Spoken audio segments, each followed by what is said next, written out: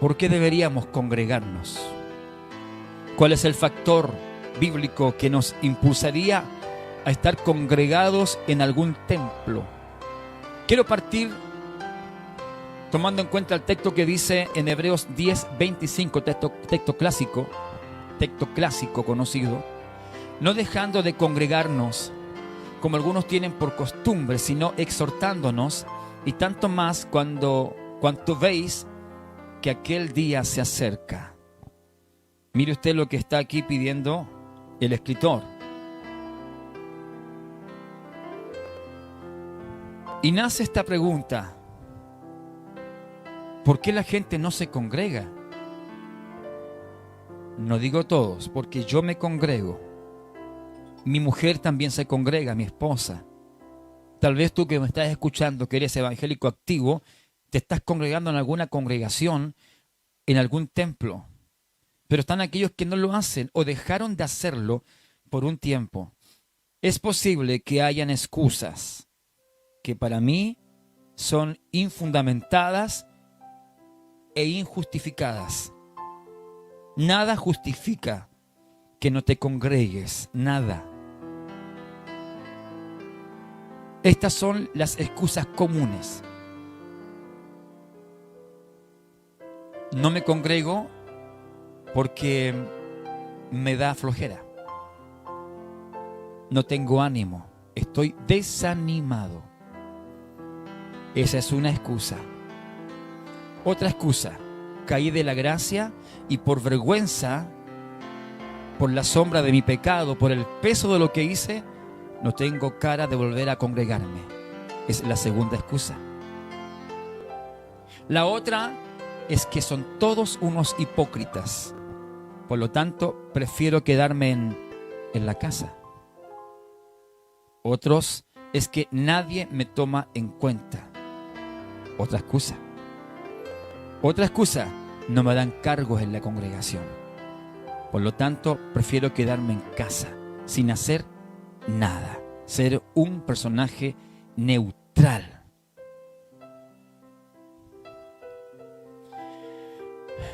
Y algunos no lo pueden hacer por su condición física. Están enfermos o les queda muy lejos el templo para congregarse. Seguramente la última es mucho más justificada que las anteriores. Hay gente que lleva años sin poder congregarse por su condición física o porque le queda muy lejos la congregación o el templo y no puede movilizarse por sí mismo. Las demás excusas mencionadas y otras tantas no justifican el hecho de que usted diga: no me congrego. Ahora, la pregunta es: ¿por qué deberíamos hacerlo? Si la Biblia a mí no me dijera que debo congregarme, entonces tal vez podría justificar el no hacerlo. Pero a mí la Biblia me invita a estar reunido con los santos. Y cuando hablo de santos, no hablo de gente perfecta, porque el mismo Pablo dice que no hay justo ni aun uno. No hay quien haga lo bueno. Pero sí somos santos porque nuestro Padre es santo. Y Él dice: sed santos porque yo soy santo. La santidad se hereda de Dios. Él es santo y sus hijos también son santos porque se han apartado de las cosas del mundo para servir a Dios. No dije perfectos, porque no hay perfectos. Pero sí podemos ser apartados del pecado, de la inmundicia, de lo profano, de lo pagano, para servir a Dios con más integridad. Si la Biblia no me dijera que debo congregarme, tal vez no lo haría. Para ver la cara de ese hermano que me tiene odio, para abrazar a aquel que es hipócrita, mejor no lo hago. Pero escucha bien: si no lo haces, estás invalidando los mandatos del Señor. Estás dejando inoperante la invitación que no solamente en Hebreos aparece, sino en otras partes de la Biblia. ¿Obedecemos todo o no obedecemos nada? No podemos obedecer lo que nos conviene, Pero si yo canto en casa, hermano Boris, y hasta oro, hago mis cultos racionales, pero te falta algo, congregarte. Veamos un poco de historia. Cuando el anciano Jacob se juntó con su amado José allá en Egipto, el año 1689 a.C., este hombre de Dios ya estaba en sus últimos días, acostado en su lecho. Se sentó en la cama con mucho esfuerzo. Llamó a sus hijos y profetizó anuncio de Dios para todos ellos. De todas las palabras del longevo Israel, nos llama la atención la profecía para Judá. No será quitado el cetro de Judá, ni el legislador de entre sus pies, hasta que venga Silo, con H final, y a él se congregarán los pueblos. Génesis 49:10. Al analizar el contenido de este verso, podemos concluir que la extraña palabra Silo se refiere al Mesías, es decir, a Cristo Jesús. Las palabras proféticas del moribundo anciano revelan las intenciones del corazón del Creador, que ante Jesucristo se congreguen o se reúnan todos los moradores de la tierra. Entonces, ¿qué propósito tendrá el Señor de que los hombres se congreguen? No es para apelar, no es para observar, no es un club social, una reunión de amigos o como en un centro de madre cuando nos congregamos. Tampoco es un club deportivo. Donde nos congregamos es en la casa del Padre, que se constituye casa de Dios y puerta del cielo. Por lo tanto, ya entendemos que al congregarnos donde estamos congregados es un lugar diferente al mundo. Pero, repito, ¿qué propósitos tendrá el Señor de que los hombres se congreguen? ¿Cuál será el fin? Porque el escritor de la carta a los hebreos aconseja, no dejando de congregarnos. Entonces, yo espero que esta lección sea de provecho para vuestra vida, mi hermano, y arroje luz sobre este tema importante.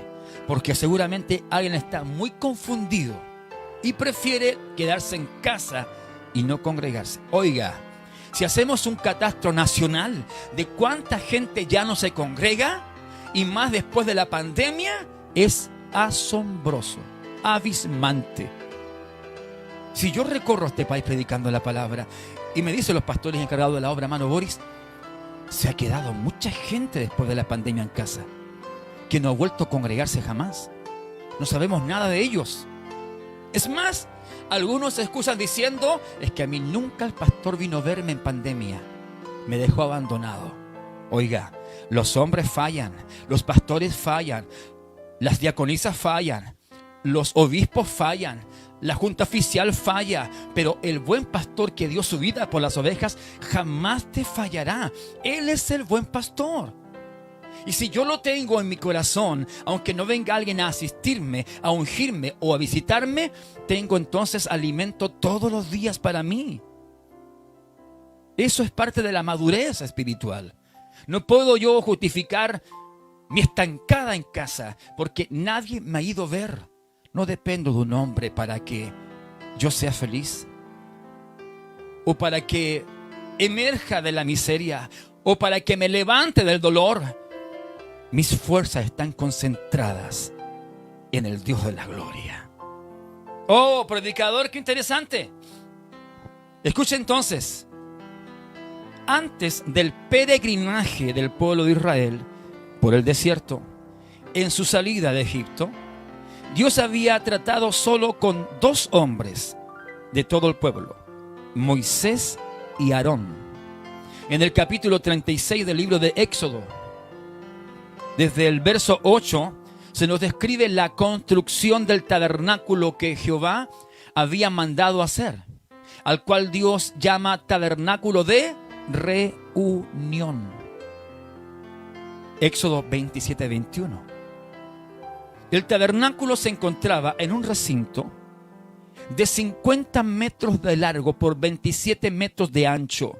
Los límites de este recinto estaban recubiertos de cortinas de lino.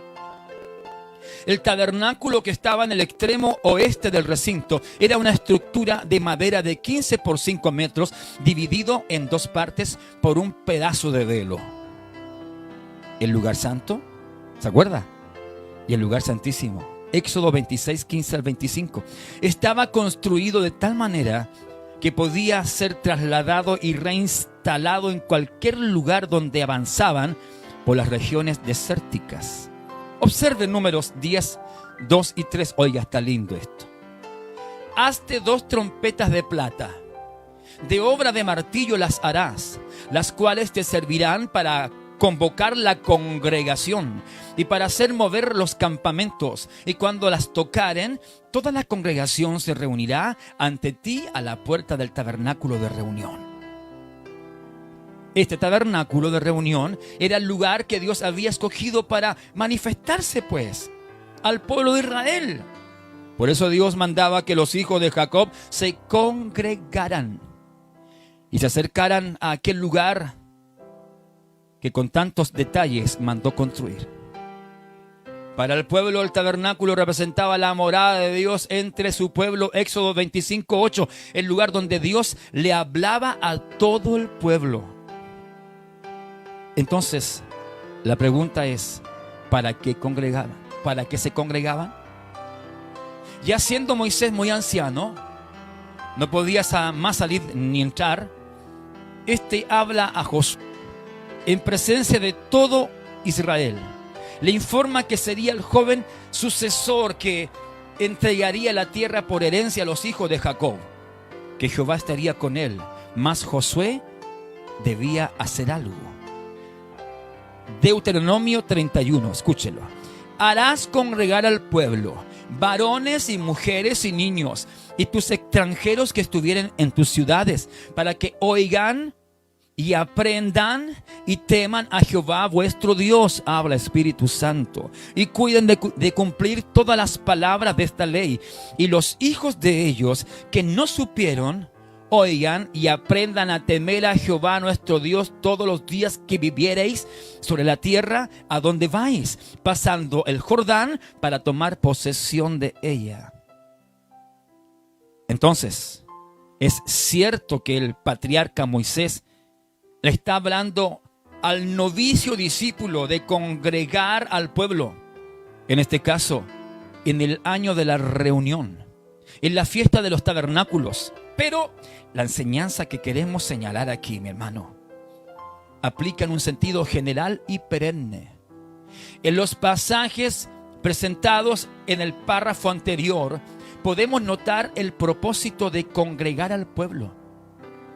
Mas antes quisiéramos tomarnos un tiempo señalando quiénes eran los que debían congregarse: los varones, las mujeres y los niños del pueblo. Además, los extranjeros que vinieran o vivieran entre el pueblo, y en el futuro debían congregarse los hijos de ellos que no supieron, es decir, que todos los que estaban y los que vendrían debían congregarse. Entonces podría surgir la pregunta: ¿no podía Dios, hermano Boris, tratar con cada uno en forma individual? Sí, es verdad, pero Él mandó que se congreguen. Y cuando hay un mandato hay que obedecerlo. Entonces, ¿para qué congregarse? Para que oigan. Era costumbre en los tiempos bíblicos que el pueblo se reúna en algún lugar, en este caso en el tabernáculo, para escuchar lo que Dios quería decirle a través de algún sacerdote o profeta, o simplemente para que se leyera el libro de la ley cuando éste estuvo ya en el pueblo. Además, Dios puso maestros en la iglesia. Observe lo que dice 1 Corintios 12:28. Claro que sí. Para que estos enseñaran al pueblo congregado, para que los hermanos oigan las enseñanzas. Entonces pregunto a la iglesia, ¿para qué crees que Dios determinó ministerios? Los 3 ministerios con mayor fuerza en ejercicio son evangelistas, pastores y maestros. Si tú dices no me quiero congregar, entonces la maestría, la enseñanza que posee un hermano con esa capacidad, jamás podría ejercerlo si no tiene a alguien que lo escuche. Este don de la enseñanza o maestría quedaría incompleto sin tener al frente algún discípulo o algún alumno que esté atento a oír la voz de Dios. Es verdad que yo me alimento en casa, es verdad que yo oro en casa, es verdad que yo ayuno en casa, pero escuche bien, para mayor crecimiento es importante congregarse. Desde el púlpito se desprenden enseñanzas. Dime cuántas veces hemos crecido a la luz de esas palabras del pastor de la congregación. Dije palabra, no una paleadura. Porque es verdad, algunos no predican, algunos apalean. Y lo que están entregando ni siquiera es palabra viva, es palabra de hombre, habla Espíritu Santo. Y tal vez eso cansa a la grey, cansa a la iglesia. Es que hermano Boris todos los domingos es el mismo predicador y siempre está con indirectas. Aquí hago una corrección, cuidado con las indirectas. El púlpito para enseñar no se usa para apalear a un grupo de cristianos o a un rebaño que ha sido regenerado por el poder de Dios. No es esa la función de usar un púlpito para descargar la rabia o el resentimiento de un ministro, de un pastor. No, hermano, eso es antiético. Desde el púlpito tiene que desprenderse palabra de vida, una palabra que te confronte tal vez para que te arrepientas, para que te reconcilies, para que te salves, para que te sanes. Habla Espíritu Santo y alguien tendrá que reaccionar, pero es cuando hay palabra viva, cuando el corazón recién se alinea ante el plan de Dios. Algunos salen molestos y con razón se molestan y se van, porque la palabra vertida desde el púlpito es una palabra más que bíblica, humana. O sea, hacen decir de la Biblia lo que la Biblia nunca ha dicho, hermano. Y eso es tormentoso. Entonces, si Dios colocó el don de la maestría en los 5 ministerios mencionados en Corintios, es porque se necesitan discípulos, pues. Gente que oiga a los maestros. Gente que se deje pastorear por un pastor. Por ejemplo, los jóvenes tenían que instruirse de los ancianos. Los alumnos de los maestros. Los hijos de los pastores. Debían aprender lo que Dios había hecho por su pueblo, las maravillas y la grandeza de aquel que creó los cielos y la tierra. Y teman, he aquí el principio de la sabiduría, es lo que dice la palabra. Y teman.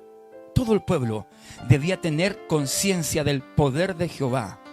Todos deben comprender que no hay otro camino de salvación. ¿Y cómo lo van a saber si no hay contacto con la palabra? Si no tienes la capacidad de poder buscar en casa al Señor, por lo menos lo harás en la iglesia o en el templo o cuando te congregas. Hay gente que no tiene la capacidad de buscar a Dios, de tomar la Biblia y instruirse. Es importante que alguien le enseñe. Cuiden, dice la Escritura, de cumplir todas las palabras de esta ley.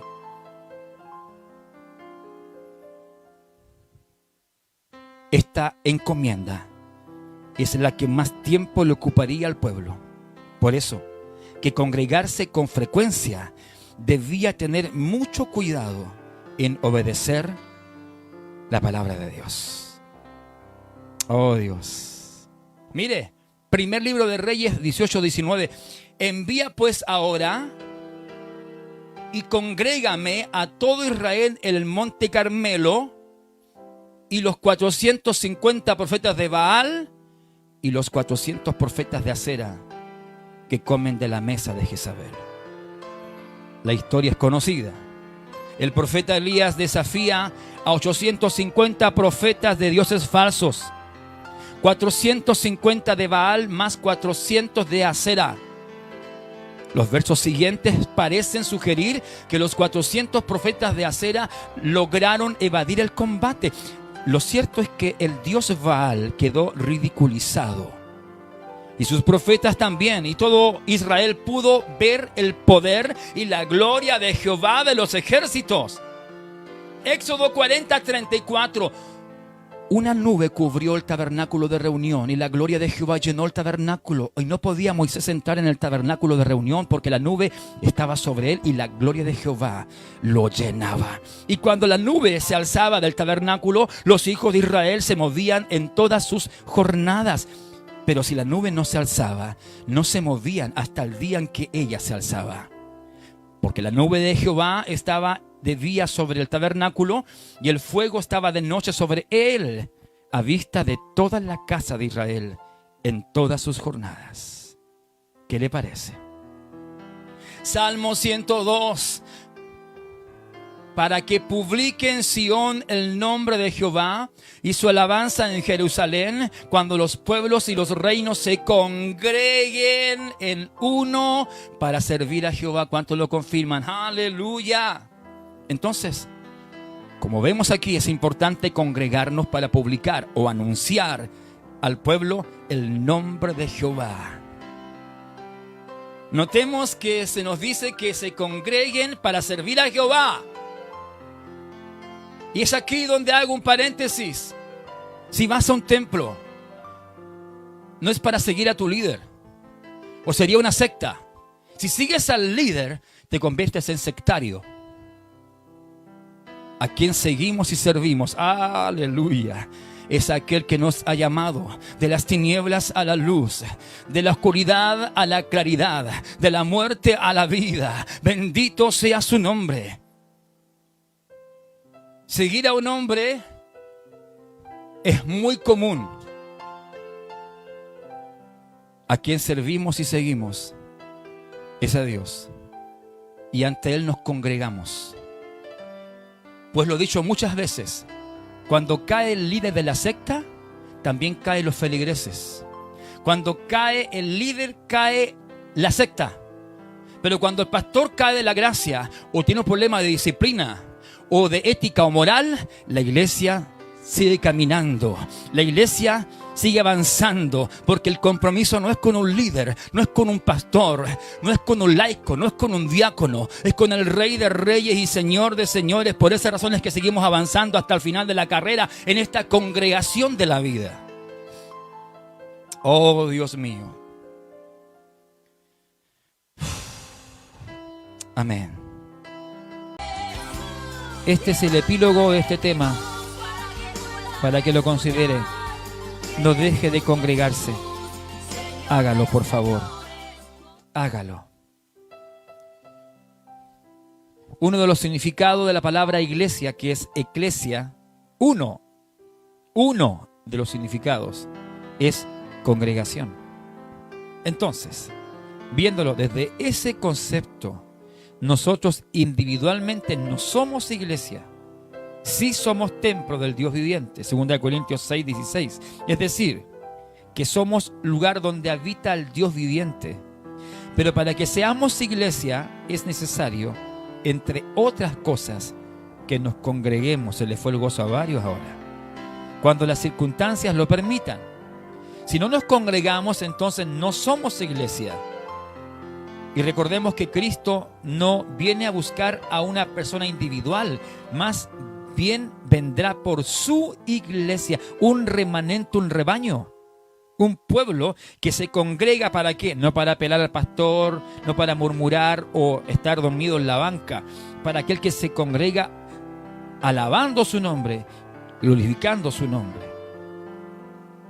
Si algún ser humano, por circunstancias X o ajenas a su voluntad, enfermedad u otro conflicto que le limita físicamente a moverse de su casa, no puede reunirse con los santos para alabar al Señor, es probable que tengamos una excusa. Pero si no tenemos una excusa válida delante del Dios vivo, entonces, si no nos congregamos, no somos iglesia. ¿Me escuchó? Y podemos ver entonces las ventajas que obtenemos como cristianos cuando nos congregamos, pero con regularidad. No solamente los domingos, sino ojalá cuando hay cultos en la congregación, tratemos de congregarnos. Yo a mi iglesia voy los días miércoles.